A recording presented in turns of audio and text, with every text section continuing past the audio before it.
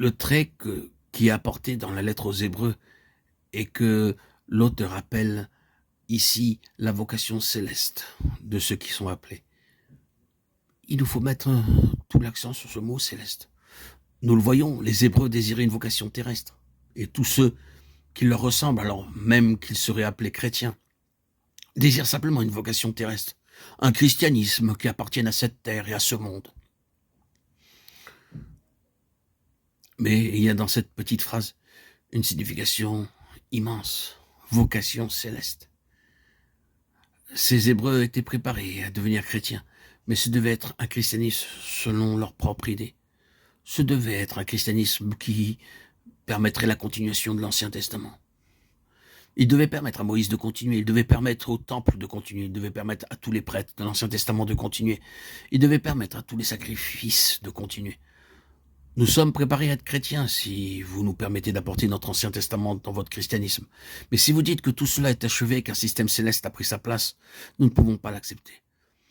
Il voulait que le système juif soit introduit dans le christianisme, c'est-à-dire un christianisme de rites et de formes. Voyons-nous la force de cette parole ? Compagnons d'une vocation céleste, compagnons de Christ. Ces compagnons de Christ sont ceux qui ont été constitués à nouveau sur une base spirituelle et céleste. Ce sont ceux qui répondent à une vocation céleste.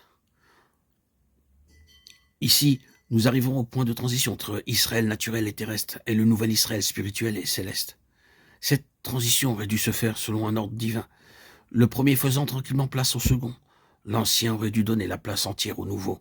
L'ancien Israël aurait dû mourir, être enseveli et ressuscité en Christ, et devenir l'Israël céleste, les compagnons de Jésus-Christ. Mais il refusa ce chemin. Et parce qu'il refusa ce chemin de Dieu, il fut mis de côté. Dieu continue simplement dans son dessein concernant son Fils. Eh bien, qu'il y en eut beaucoup d'appelés, il y en eut peu qui furent choisis. Il y en eut quelques-uns en Israël qui furent choisis comme compagnons. Mais les nombreux qui furent appelés, refusèrent, furent mis de côté. Et Dieu continua dans cette transition vers son nouvel Israël céleste. Remarquons-le, ils refusèrent positivement d'avancer sur une base céleste. Ils refusèrent d'avancer sur la base de l'homme céleste. C'est pourquoi, en résultat, ils suivirent le chemin d'Adam.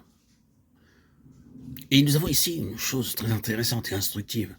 Adam avait été créé par Dieu, choisi par Dieu et appelé par Dieu en relation avec son dessein concernant son Fils. Mais lorsque Adam fut créé, il n'était pas parfait, il était innocent, mais il n'était pas parfait. Nous connaissons la différence entre cela, être innocent et être parfait. Un petit enfant est innocent, mais dirons-nous qu'il est parfait? Non, il n'est pas parfait. Il doit grandir, et il ne grandira et ne deviendra parfait qu'en traversant toutes sortes de difficultés, de souffrances.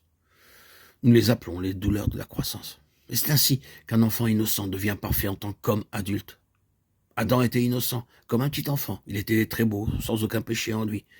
Mais il n'était pas parfait. Il devait atteindre la perfection spirituelle. Il devait être rendu semblable au Fils de Dieu. C'est la raison pour laquelle il avait été créé. Dieu permit qu'il soit éprouvé, quelle chose merveilleuse serait arrivée si Adam avait traversé son épreuve triomphalement. De l'innocence de l'enfance, il serait devenu un homme spirituellement adulte. Comme le Seigneur Jésus humainement et nous, les enfants d'Adam, aurions été des personnes bien différentes. Mais il succomba dans son épreuve et ne suivit pas le chemin auquel Dieu l'avait appelé. Que fit alors Dieu? Il mit Adam de côté, il mit sur lui une malédiction et dit en fait, cette sorte d'être ne pourra jamais me satisfaire.